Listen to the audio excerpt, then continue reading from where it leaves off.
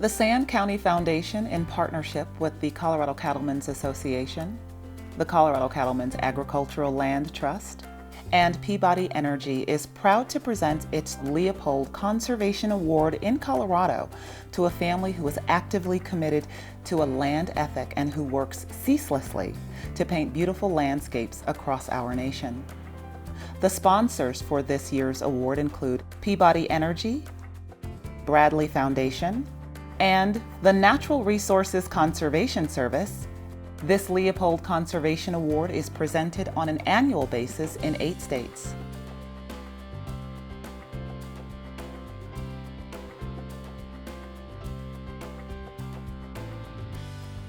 I love the land. I love seeing the wildlife. I love the livestock as well.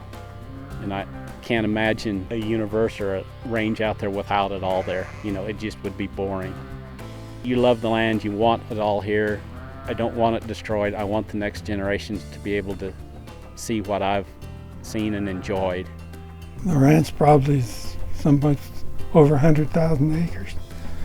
And just a little over 50,000 is private deeded, and the balance is BLM and state. We run both sheep and cattle on the ranch and have for a long, long time. To me, holistic means that we consider everything from the range to our livestock to the wildlife and how it all interacts, even with Mother Nature and what we do. I don't consider myself to be a sheep man or a cow man. I guess I consider myself more first to be a plant production person. We grow forage out here, and so we have to figure out some way to harvest that forage to produce income so that we can make a living. And so whether we use the sheep, the cows, the elk, the deer, the antelope, what we're trying to do is harvest that forage, and we want to manage to where we can maximize production of that forage. I'm most proud of the fact that they keep the native species of plant life on the ranch. I think that's one of the utmost blessings that you can have, is the native species to stay and still have them on the land. We have all 3 big game species. We have antelope, deer, and elk.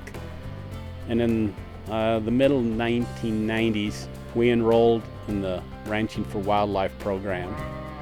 And we primarily did that because the elk numbers were at historic highs, but it's helped pull the total numbers down into what's a more manageable number for the range.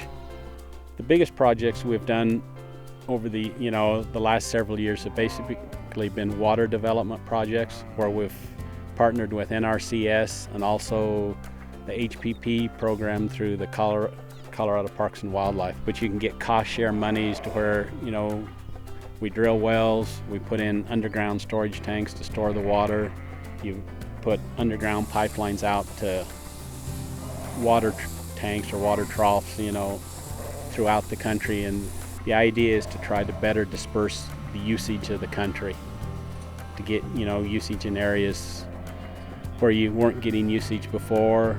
We're also going into areas that typically don't see much wildlife use, but if we can get the domestic livestock to use it, we can let the wildlife have some of the areas where there's more natural water available to where they can use that, and we'll use the other. I don't really say that I've owned it. I've been entrusted with its care, why I'm here, and hopefully that I return it to the next generation or the future in as good a shape as I received it, if not better. My goal is it should be better. I think the range is better. It's improved. To me, we wouldn't have the diversity of the numbers of wildlife and everything out there if it wasn't getting better. You have to be dedicated a lot you have to really want to love the land. You're going to have to love life too. To me, it was a good life. I enjoyed it. I'd do it again if I had to do it all over. You want to see the new birth in the spring and the new green grass growing. And if you don't have that love for that and that desire to want to spend time out there, to see the early morning sunrises, to see the sunsets and watch, the sheep or the cows grazing up against there, that's what makes all the hard work worthwhile.